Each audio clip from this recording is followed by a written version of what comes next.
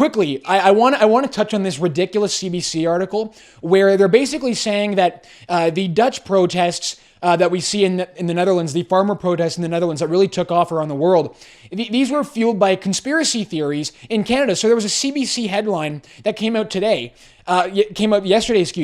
that said, Canada's convoy movement waved the Dutch flag. Then conspiracy theories swirled about fertilizer and bugs. Very bizarre article. They're basically trying to say, Rupa, I think here, and correct me if I'm wrong, the statement here is, because a lot of people who were involved in the Freedom Convoy sympathized with what was going on in the Netherlands, which I think a lot of people rightly consider to be a sort of the next evolution of protests that we saw start in Ottawa, because Canadians who were sympathetic to the Ottawa protest and the Dutch protest, they're also conspiracy theorists, or they're pushing conspiracy theorists. Maybe it's just because they take issue with a real policy and the government is trying to back them up. I don't know what's going on here.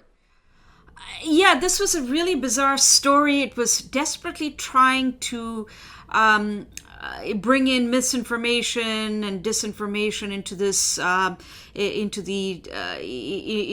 some Canadian support for the farmers' protest in the Netherlands. It was a really bizarre story. It was long and it was just, it made no sense to me.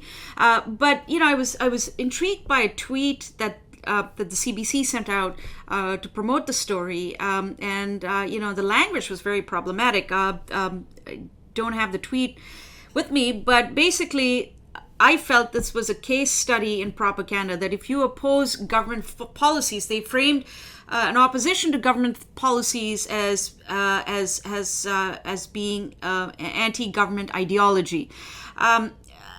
Which is very problematic. So just because you criticize the government, essentially that means you're a far-right conspiracy theorist and you're anti-government, and it's anti-government ideology.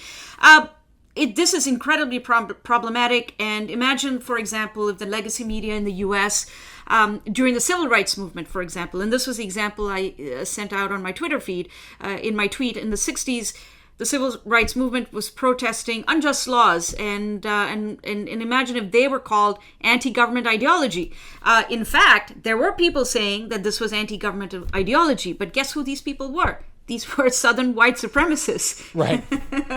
No, exactly, and that's the kind of the shift we're seeing, right? I mean, it's when this movement goes so far, they've completely lost touch with reality, and they end up sounding insane. I mean, the CBC sounds absolutely insane here. I have the tweet here. As the Canadian convoy movement embraced farmers' protests in the Netherlands, far-right outlets here took advantage to amplify anti-government ideology. So, excuse me, it wasn't even just about the protesters. It was about the far-right outlets. So they're attacking the media, which are critical of the government. And by proxy, basically saying, anyone who reads these outlets, that's you watching this show right now, audience. You, the CBC, thinks are some sort of far-right conspiracy theorist. You pay for the CBC. Remember that. This is what you pay for. You pay for an outlet to bash all of us constantly and do the government's bidding.